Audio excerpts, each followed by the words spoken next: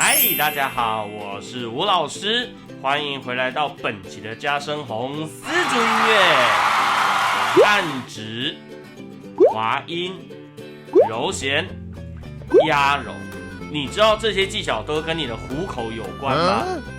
每次老师都在叫你放松虎口，你知道虎口怎么放松吗？你知道揉弦揉不出来也跟虎口有关系吗？本期我们就来了解左手虎口的重要性吧。我们首先来认识虎口附近的各个部位名称吧。虎口实际上是由食指跟拇指两个指头所包围的区域所组成，当然连带的一个手掌连接区域，所以构成我们常用的虎口。初学者经常使用手掌的掌面来执行，这是完全不正确的姿势哦。如果是才刚开始接触胡琴的琴友，一定要完全避免哦。纠错跟改正，其实才是最花费时间的部分，务必牢记呀。我相信基本的执行应该都不难，这边给大家复习一次。首先，你的右手抓住二胡，左手握拳放松向下自然垂直，再来将拇指张开，把虎口靠上去你的琴杆，记得大臂不可以贴着身体。最后就是把手指依序的放到琴弦上拉。接着我们请大家注意看你的虎口，这时候应该是紧贴或者握住琴杆的吧。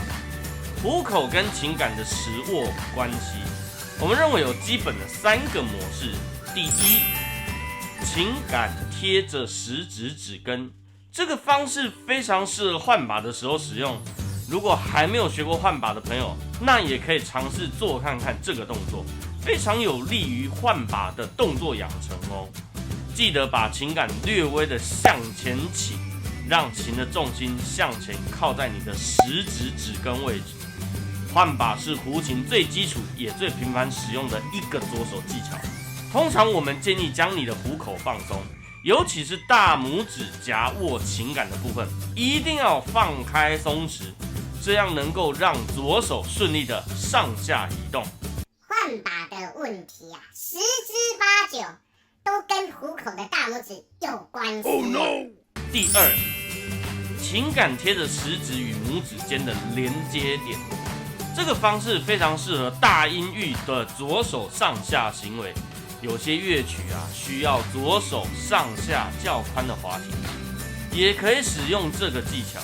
还有些演奏的动作啊需要将右手抬起时，乐器的黄金摩擦点会跑掉，这时候乐器的声音就会产生杂音。我们这时候就可以用到第2种方式，将琴微微的向左倾斜，琴杆贴着虎口的连接点，这样就能够解决音色的问题，又能让琴体稳定的握持哦。我们可以从知名的北京中央音乐学院教授孙煌老师的演奏得知，左手的虎口应该还有更多的持握形态，大家可以从孙煌老师的演奏中窥探1、2哦。第3，琴杆贴着拇指的指根，这个方式在我们揉弦的时候非常的重要。很多学习者在学习揉弦时，都是将左手紧贴着琴杆，然后开始练习，这是完全错误的哦。揉弦的动作应该是让琴杆贴着拇指的指根，然后才能够完美的产生合理的揉弦动作。这样的动作既保证了揉弦的基本音色变化，也能够让琴体保证不晃动，又能够让左手产生良好的揉弦动作。成熟且稳定的揉弦动作看起来是相当松弛的，关键就在于你的虎口。